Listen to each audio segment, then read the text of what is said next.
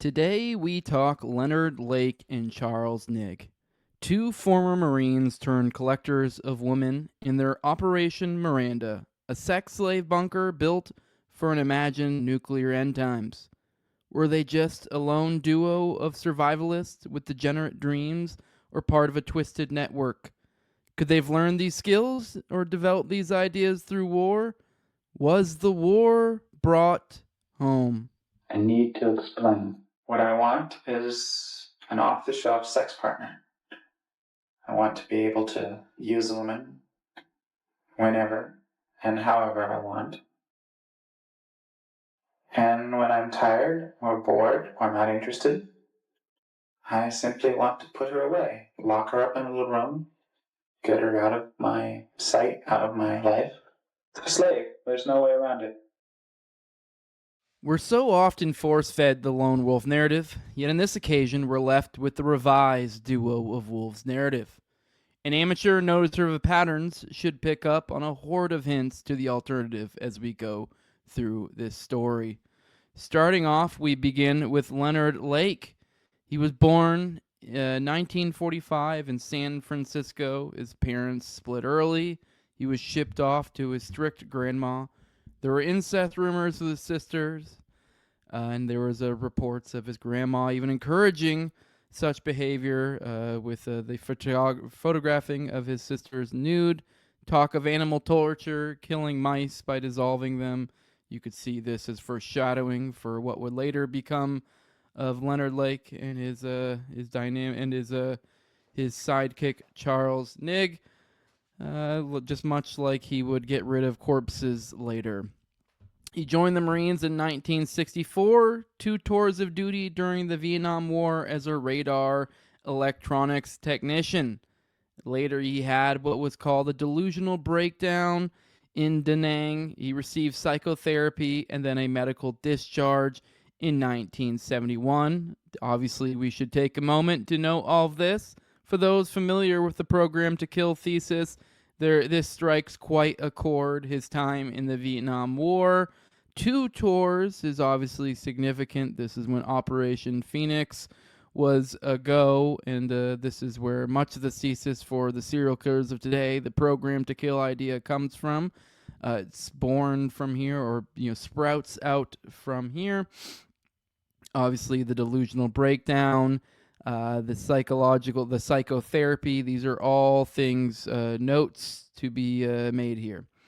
He moved to San Jose after all this and enrolled in San Jose State University, dropped out after 1 semester and chose instead the San Francisco hippie community. He moved to a commune in San Francisco and got married in 1969.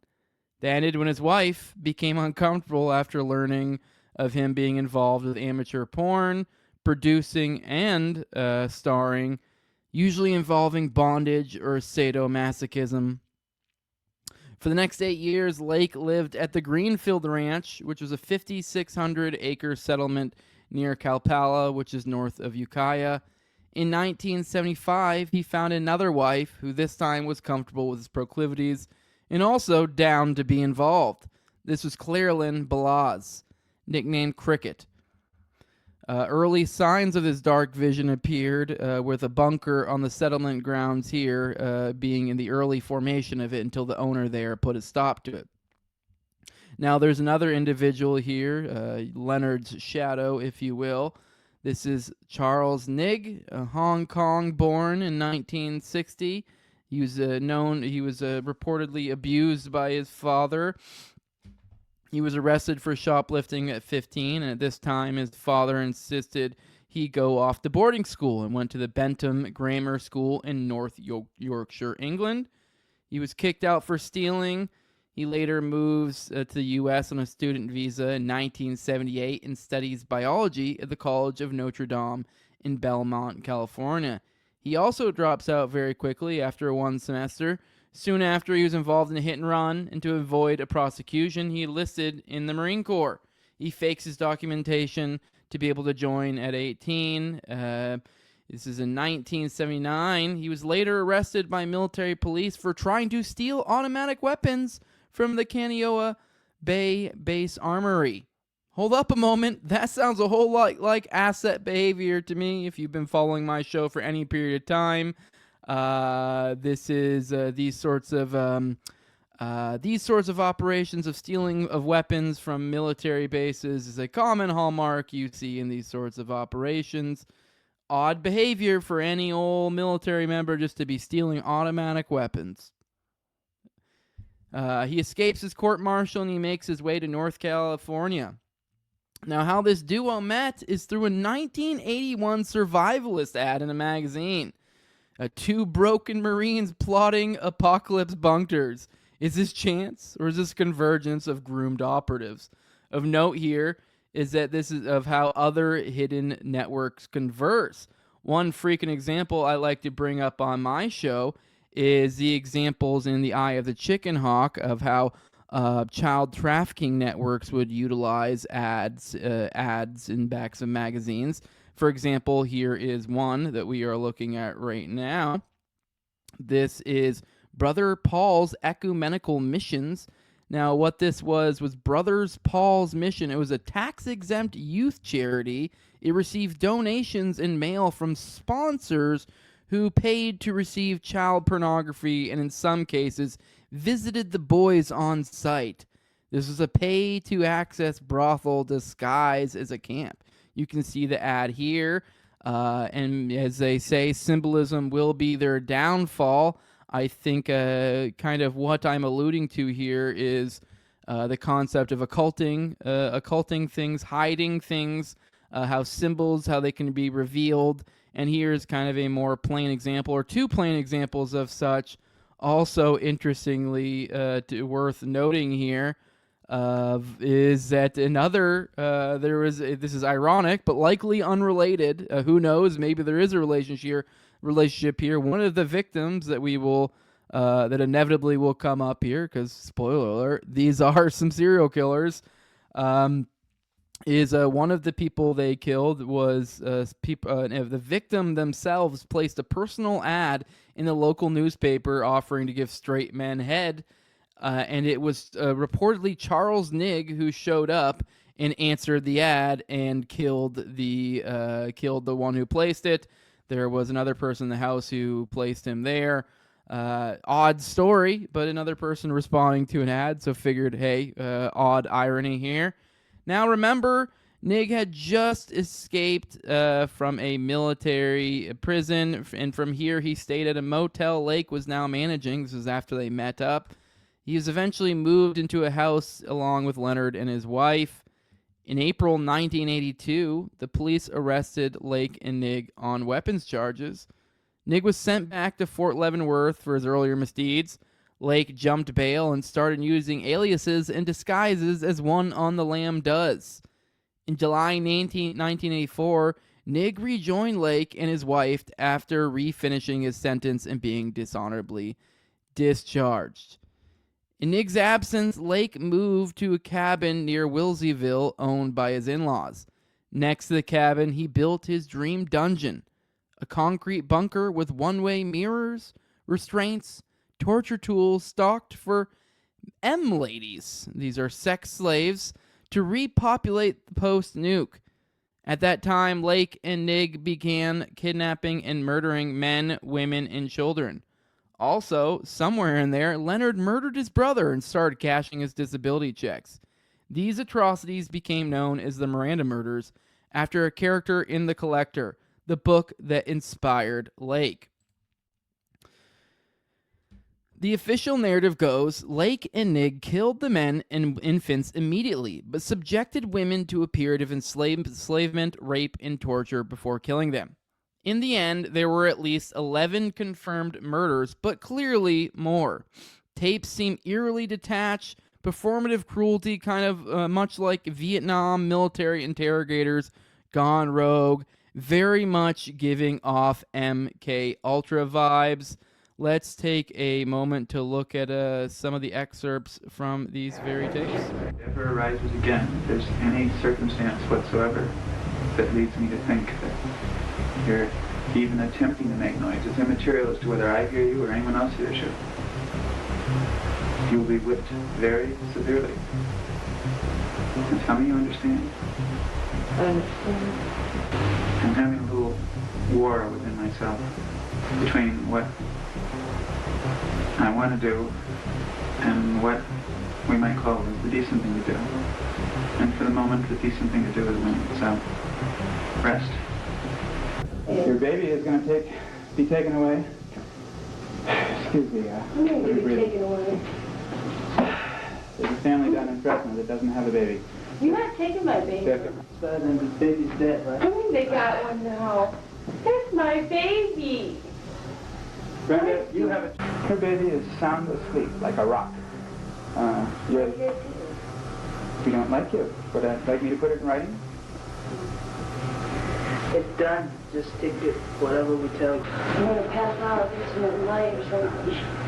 Well, you can pass out, but we won't wake you up.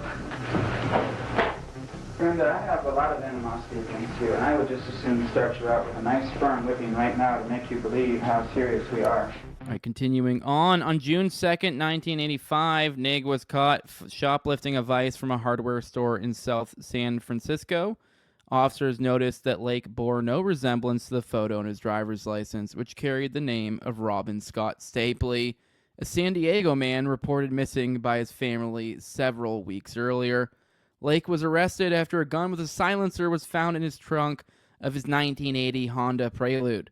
At the station, Lake was placed in an interrogation room where we are to believe he killed himself via cyanide pills he had sewn into his clothes. Lake died on June 6. Lake's ex-wife, Claralyn Balaz, cooperated with investigators, received a legal immunity from prosecution. Side eyes should be given here. You are not incorrect to have done so. Ng, who was never actually a U.S. citizen and had skipped out on justice yet again before, was arrested in Calgary, Alberta on July 6, 1985. A store security guard suspected him of shoplifting and got in a firefight with Ng, yet ultimately survived apprehending him. He served 4.5 years in the Canadian prison. He was fighting extradition to the U.S. on the grounds of the impending death penalty. For those who aren't aware, many nations will fight extradition when the death penalty is involved. It's essentially cruel and unusual behavior, something of the like. In 1991, he was extradited to California, where he was indicted on 12 counts of first degree. In February 1999, Ng was convicted of 11 of the 12 homicides, 6 men, 3 women, and 2 male infants. Jurors deadlocked on the 12th charge, the murder of Paul Cosner, but Ng was sentenced to death. As of July 2024, Ng was incarcerated at California Medical Facility. The last execution in California was in 2006. 2019, Governor Gavin Newsom signed an executive order placing a moratorium on the death penalty in California, so don't hold your breath. Was this apocalypse prepped, or was this state-sanctioned terror? The Dave McGowan's thesis in Programmed to Kill is that many infamous murders are not isolated psychopaths, but instead products of deeper systemic influences, like military conditioning and intelligence-related programming. Both of these men had significant ties to the U.S. Marines. Their crimes, kidnapping, torturing, and murdering at least 11 people, including entire families, involved a fortified bunker stocked with military-grade weapons, restraints, and surveillance equipment. The abuse and dismemberment suggests experience and understanding in mind control techniques akin to MKUltra. The ritualistic and cult-like aspects of Lake and Ng's operation further align with McGowan's claims of occult involvement in serial murder cases. Lake was affiliated with the Society for Creative Anachronism, described as a medieval worship cult potentially involving sacrifices. He claimed membership in a secret death cult in a San Francisco witches' coven. Their Operation Miranda was an obsession spawned from a favored book, The Collector, a story about a man who grows obsessed with controlling women as an offshoot from his bug-collecting hobby. A plan to create sex slaves in a post-apocalyptic bunker. This mimics survivalist strategies with sadistic programmed elements, including snuff-like videos and an incinerator for body disposal. Now, McGowan suggests these components could be not random depravity, but orchestrated behaviors tied to satanic or cult networks, often overlapping with drug trafficking, as some victims were linked to methamphetamine operations. Ultimately, the handling of the Lake Ng case supports McGowan's broader conspiracy framework, where official narratives obscure larger truths through cover-ups and investigative irregularities. Evidence tampering by Lake's ex-wife, unexplained delays in Ng's extradition and trial, missing files, and a gag order suppressing defense details suggests institutional protection of hidden accomplices or motives. Police initially considered a cult or mass murder scenario beyond the duo, yet the focus narrowed, ignoring potential ties to ritual abuse at a local 4-H club where Lake volunteered. In McGowan's view, this reflects how serial killers like Lake and Ng serve as pawns in a programmed system, their crimes enabling societal control while evading scrutiny of military intelligence origins. Obviously, this is all very speculative, but this is just but one data point in a deluge of data points in Dave McGowan's Programmed to Kill. Many data points and patterns form.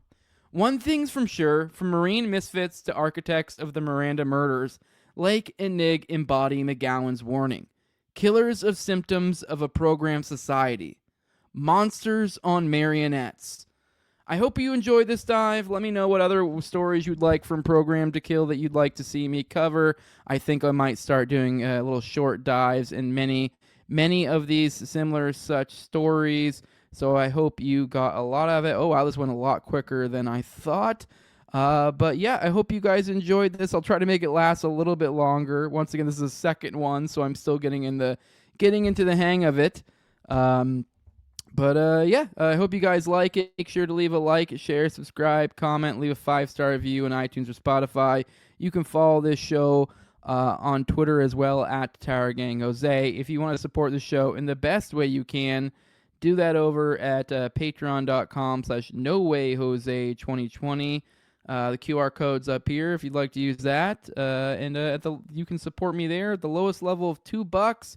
You get access to a whole host of perks. I usually do about 1 to 2 paywalled episodes per week. Keep about 4 behind the paywall at any given time.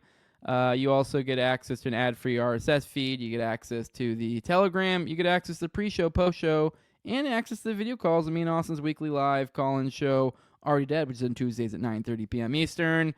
Also be sure to pop in for my daily show. If it's who knows if it's the algo just right. Go check out my daily live stream I do Monday through Friday, 11 a.m. Eastern. But back to my patrons, I give my highest level a shout out every episode as a big thank you for everything they do. I have my previous co-host on Tower Gang at Learner Toad, also at Ebrigate D's, at ZOVRECK, at _Infinite Zeal, Tim Tuttle at Jolly on Cleeble, Will Bell, Delicious Blueberry Rabbit Eye Wine, big fan of the show, Torin May, at Wayne Tackless, 1-800 Cars for Kids, No Free Lunch, Jack, and Mark Vestibule. I appreciate you guys for all of your support. I hope you guys got something out of this episode, and I look forward to doing more of these. Bye-bye.